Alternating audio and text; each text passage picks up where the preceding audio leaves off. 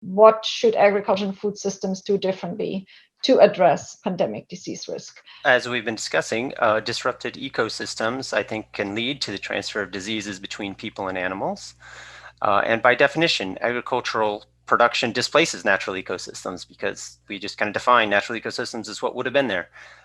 Climate change is also going to be very disruptive, but these happen at very different scales. Cropland expansion is a rapid, intense, localized process that brings people to the animals, whereas climate change is a slow, broad, diffuse process that brings the animals to the people in a sense. Both will need to be dealt with, and I think both are going to require international collaboration to figure out what's really going on and what we can do that would be useful to help.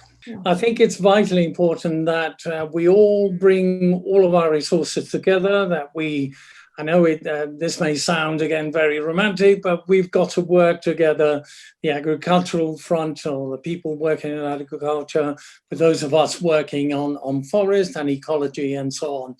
I think it's fundamental that we do that.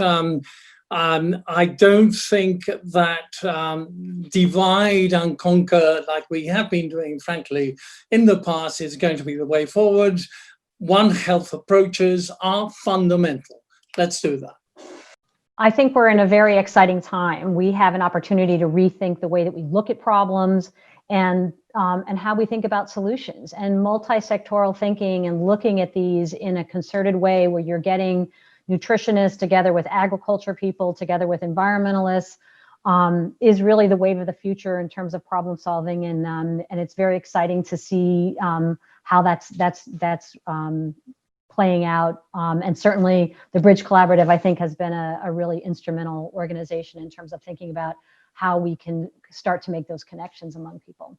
So it's two escalating and urgent issues. It touches everything we do in agriculture and food systems. So it's the zoonotic pandemics, it's the current one, it's reducing risks of future outbreaks, and it's climate change.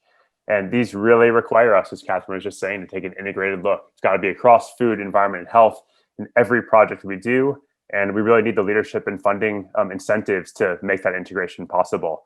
But if we can do that, I agree with Catherine. I think we can move really importantly and quickly in this direction to get this work done. Thanks.